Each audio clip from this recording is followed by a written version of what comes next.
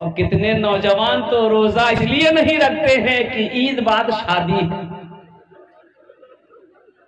عید بعد شادی ہے۔ ابے شادی نہ ہے کہ کشتی لڑنا ہے، تم شادی ہے نہ ہے، وہاں کیا کرنا ہے تم کو؟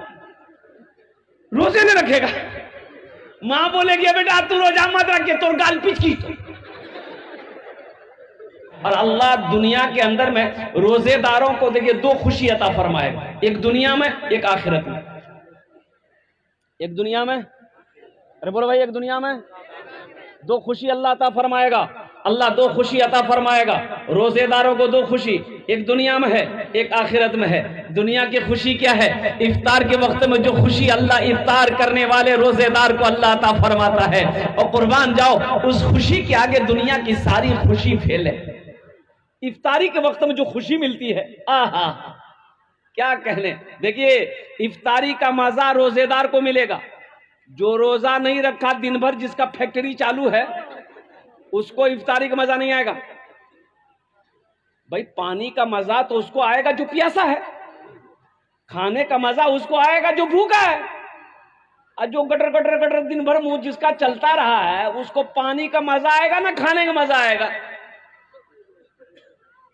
لیکن افطاری بھی سنبھل کے کرنا ہے تاکہ تراویح کی نماز نہ چھوٹے۔ یہاں تو ایک کچری کھلکو، گھمنی کھلکو، موری کھلکو، پکوڑا کھلکو، ادھر تربوز، ادھر کیلا، ادھر انگور، ادھر سیب، ادھر نسپاتی، ادھر بیدانا، ادھر پیپسی کولا، ادھر تھمس اپ، ادھر وز اسپرائٹ، یہ سب ڈالتے جا، ڈالا ڈالا ڈالا،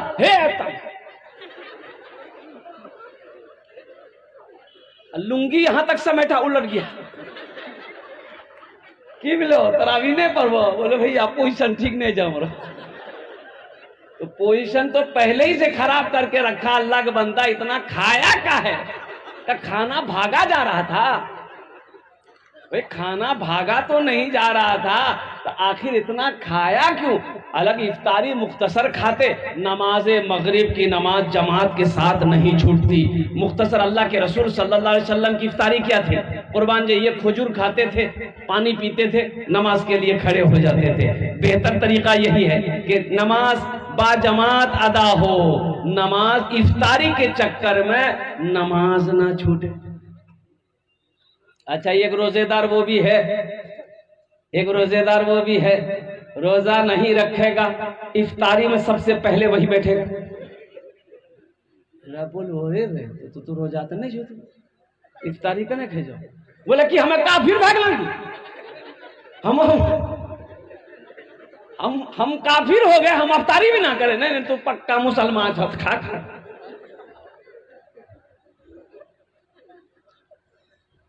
سحری کھایا کرو، برکتوں والا کھانا، برکتوں والا کھانا۔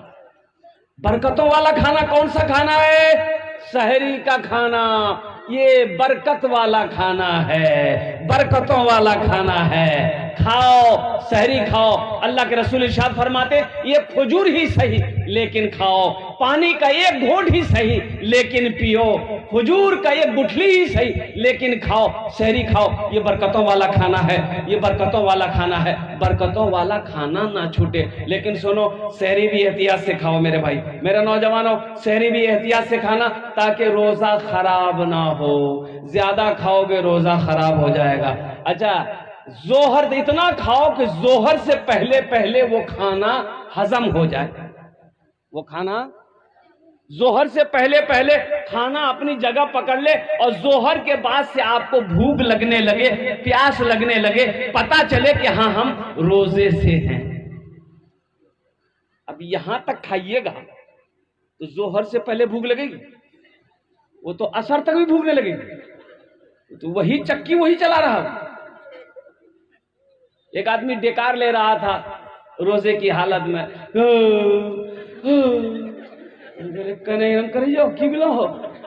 ارے سحری کم کھاؤ، کہا ایسا کر رہا؟ بولا حضرت ہم مختصر سحری کھاتے ہیں۔ کہ مختصر کھایا تو ایسا کہا کر رہا؟ کیا کھایا؟ بولا حضرت 6 کو پھاڑا تھا 1 کلو دودھ۔ یہ مختصر چھتے زیادہ کی ہوتے ہو۔ نوجوانوں پابندی کے ساتھ 30 روزے رکھنا، انشاءاللہ رکھیں گے میرے بھائی۔ کتنے لوگ تیار ہیں انشاءاللہ ہاتھوں کو اٹھاؤ. اچھا زیادہ تر ہمارے نوجوان روزے کو چھوڑتے ہیں. ہمارے نوجوان زیادہ تر روزے کو چھوڑتے ہیں. یہ عادت صحیح نہیں ہے میرے بچوں. اچھا کچھ نوجوان یہ کہتے ہیں کہ نہیں روزہ رکھیں گے تو ہم کمزور ہو جائیں گے, روزہ رکھیں گے جو باڈی بنا رہے ہیں یہ باڈی میں کیا کہتے ہیں فرق پڑ جائے گا. اور اس لیے یہ رمضان المبارک کا مہینہ ہے, بڑا برکتوں والا مہینہ ہے, رحمتوں والا مہینہ ہے. روزہ رکھنے سے گال نہیں پیچکتا ہے. نوجوانوں روزہ رکھو, اللہ راضی ہو جائے گا, اللہ خوش ہوگا, اللہ تیرے جسم کے اندر میں طاقت پیدا فرما دے گا, اللہ تیرے جسم کے اندر میں قوت پیدا فرما دے گا. اللہ قرآن میں کہتا ہے یا ایھا الذین آمنوا کتب علیکم الصیام کما کتب علی الذین من قبلکم لعلکم تتقون. اے ایمان والو, اللہ خطاب کر رہا ہے, یا ایھا الناس نہیں کہا. اللہ نے نہیں کہا کہ اے لوگو, یہ نہیں کہا. میرا اللہ کتنا پیارا لفظ سے اپنے بندے کو خطاب کر رہا ہے. میرا اللہ کہہ رہا ہے اے ایمان والو تم پر روزے فرض کیے گئے جیسا کہ تم سے پہلے لوگوں کو پر میں فرض کیے گئے تھے. کیوں فرض کیے مولا, روزہ کیوں فرض کیے؟ تو اللہ آگے کہہ رہا ہے لعلکم تتقون, تاکہ تمہارے اندر تقوی پیدا ہو جائے, تاکہ تم پرہیزگار بن جاؤ, تاکہ تم متقی بن جاؤ, تاکہ تمہارے گناہ کو اللہ تعالیٰ دھو دے. حکمت نہ ہے, حکمت ہے. ایک مہینہ سنو, ایک ڈاکٹر ہے یہودی کرسچن کا ڈاکٹر ہے, ڈاکٹر لینسن, بہت بڑا ماہر ڈاکٹر ہے. پوری دنیا کے اندر میں اگر 100 ڈاکٹر ہے تو اس میں سے اس کا نمبر 2 نمبر پر آئے گا, اس کا نام دوسرے نمبر پہ آئے گا, ڈاکٹر لینسن کا. قربان جاؤ, اتنا بڑا ڈاکٹر ہے. انہوں نے خود لکھا ہے کہ مسلمانوں کا جو رمضان کا مہینہ آتا ہے, جو روزہ ہے, وہ حکمت سے خالی نہیں ہے. جو مسلمان پابندی کے ساتھ سال میں 30 دن روزہ رکھے گا وہ کبھی بیمار نہیں ہوگا, وہ کبھی بیمار نہیں ہوگا.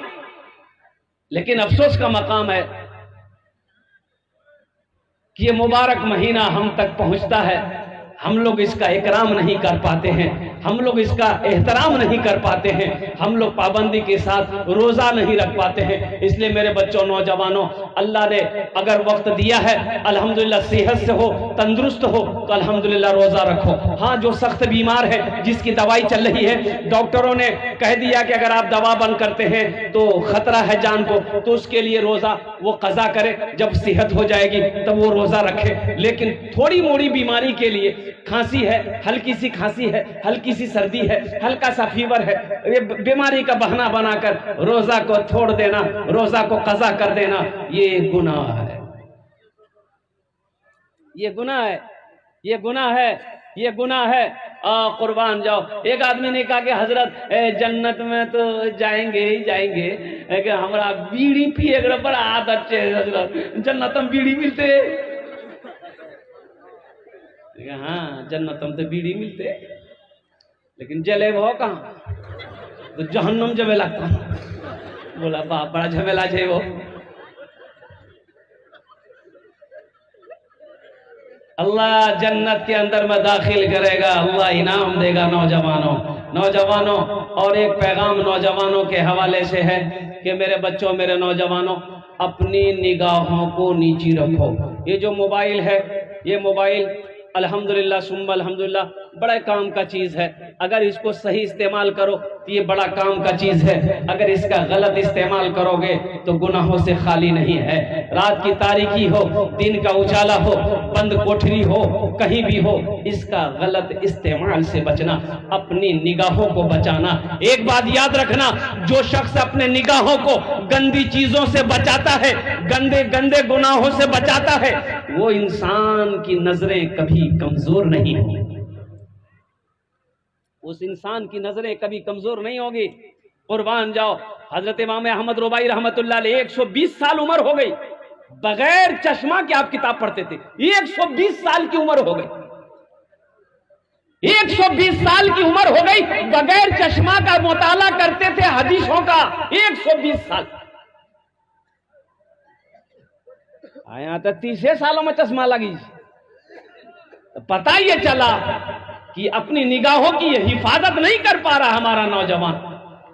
یہ نگاہوں کی بد نگاہی کی وجہ سے آنکھیں خراب ہوتی ہے. ایک بات یاد رکھنا، جو آنکھیں بری چیز ہمیشہ دیکھے گی وہ آنکھ اندھی ہو جائے گی، وہ آنکھ بے نور کر دی جائے گی، اس آنکھ سے روشنی اللہ چھین لیتا. کلکتے کے اندر میں ایک عبد القادر بھائی ہیں، منبر رسول پر ہوں میں. عبد القادر بھائی، ان کی عمر جانتے ہو 45 سال ہے. تو وہ نعت وغیرہ پڑھتے بیچارے میرے یہاں آتے ہیں، بڑی قربت رکھتے ہیں. تو وہ جب آتے ہیں دونوں آنکھوں سے اندھا ہے، نابینا ہے. تو آتے ہیں تو وہ نعت شریف وغیرہ سناتے ہیں، اس کو انعام کرام نوازتے ہیں بیچارے. وہ اپنے بیٹے کے ساتھ میں کبھی کبھی آتے ہیں. تو میں نے ایک بار پوچھ لیا کہ عبد القادر بھائی، یہ اندھاپن آپ کب سے؟ بچپن سے، پیدائش سے؟ بولا کہ نہیں حضرت، یہ تو 10 سال ہوا ہے. حضرت یہ میرے گناہوں کی سزا ہے، اللہ نے سزا دیا ہم. میری آنکھیں ٹھیک تھی، نوجوان تھا میں. کچھ ایسی راز کی بات بتایا انہوں نے کہ حضرت یہ گناہوں کا ثمرہ ہے کہ اللہ نے مجھے اندھا بنا دیا، میری آنکھوں کی روشنی ختم ہو گئی. آج ایسا لگ رہا ہے کہ میں صرف جی رہا ہوں، دنیا کی خوشی میرے نظروں سے ختم ہو چکی، اس لیے کہ آنکھ ہے لیکن میں دیکھ نہیں پا رہا. مجھے یہ بات آئی میرے نوجوانوں، میرے بچوں، اللہ کی بہت بڑی نعمت ہے یہ آنکھ. اس لیے آنکھ اللہ نے دیا اچھی چیزیں دیکھنے کے لیے دیا ہے، بری چیز دیکھنے کے لیے نہیں دیا ہے، گندی چیزوں کو دیکھنے کے لیے نہیں دیا ہے. اللہ نے آنکھیں دی ہے، ماں باپ کے چہرے کو دیکھو، اللہ نے آنکھیں دی ہے. قرآن کے پاروں کو دیکھو، اللہ نے آنکھیں دی ہے. مسجد کو دیکھو، اللہ نے آنکھیں دی ہے. دنیا کے نعمتوں کو دیکھو، لیکن اپنے گناہوں کو، اپنی آنکھوں کو گناہوں سے بچاؤ، گندی چیزوں سے بچاؤ، گندے فعل سے بچاؤ. انشاءاللہ بچائیں گے. ارے بچائیں گے بولو کہ اپنی نگاہوں کو بچاؤ گے. اور ایک بات بتاتا چلو، اے بابو بیٹھ جائیے، بیٹھیے. اللہ قرآن میں کہتا ہے کہ مومنو جب راستہ چلو اپنی نگاہوں کو نیچی رکھو. جب راستہ چلو اپنی نگاہوں کو، ارے بولو بھائی جلدی بولو، نیچی رکھو کہ تاک جھانک کرو. یو اچھا جے، یو گرو اچھا جے، یو اچھا جے. تاک جھانک مت کرو، اللہ نے منع کیا. اپنی نگاہوں کو نیچی رکھو. عورتوں کو بھی حکم دیا پردے کا اہتمام کرو، مردوں کو حکم دیا اللہ اے مومنو، اے مسلمانوں، اے مومنو، جب تم راستے میں چلو اپنی نگاہوں کو نیچی رکھو. پہلی نظر معاف ہے، پہلی نظر. اب مان کے راستے میں چل رہے کسی اور غیر محرم عورت پہ نظر پڑ گئی، میری نظر پڑ گئی تو نظر جھکا لو، نظر ہٹا لو. یہ نہیں ٹکر ٹکر دیکھو، یہ معاف نہیں ہے. ہم کہتے ہیں کوئی پسند ہے، مان کے کوئی لڑکی پسند ہے، شادی نہیں کی ہو، کوئی پسند ہے تو نکاح کر لو. کیا کر لو؟ ہاں. دوسری پسند ہے اس سے بھی نکاح کر لو. تیسری پسند ہے اس سے بھی کر لو. اب دیکھو ہنس رہا ہے. ارے بھائی پسند ہے تو کر لو. چوتھی پسند ہے اس سے بھی کر لو. اس کے بعد بھی اگر تمہاری پسند ختم نہیں ہو رہی ہے تو اس سے پتا چل رہا کہ تم کو پسند نہیں، کھجلی کی بیماری ہے. اس کا علاج ہے بیٹیکس. بیٹیکس لگاؤ، کھجلی مٹاؤ. اور ایک بات یاد رکھو، یہ 4 کرنے کا حکم اللہ نے کس کو دیا؟ اس کو دیا. آگے آیت میں اللہ کہتا ہے اگر تم انصاف کر سکو، اگر تم عدل کر سکو تب تمہارے لیے 3 ہے، 4 ہے، 2 ہے. اگر انصاف نہیں کر سکتے ہو، عدل نہیں کر سکتے ہو تو تمہارے لیے ایک ہی کافی ہے. تمہارے لیے، تمہارے لیے، ارے بولو بھائی، ایک ہی کافی ہے. اور سنو، وہ بھی ایک بیوی کو اگر حلال روزی نہیں کھلا سکتے، کما کے نہیں کھلا سکتے، کپڑا نہیں پہنا سکتے، بیمار ہو جائے تو علاج نہیں کرا سکتے، بدن میں طاقت نہیں ہے تو وہ ایک بھی مت کرو. پھر کیا کرو؟ ایک تسبیح لے لو، کسی پہاڑ پر چڑھ جاؤ، اللہ اللہ کرتے مر جاؤ، جھمیلا ختم. بیاہ کرنے کی ضرورت نہیں. بات سمجھ میں آ رہی ہے؟ لیکن تاک جھانک نہیں کرنا ہے. تاک جھانک نہیں کرنا ہے.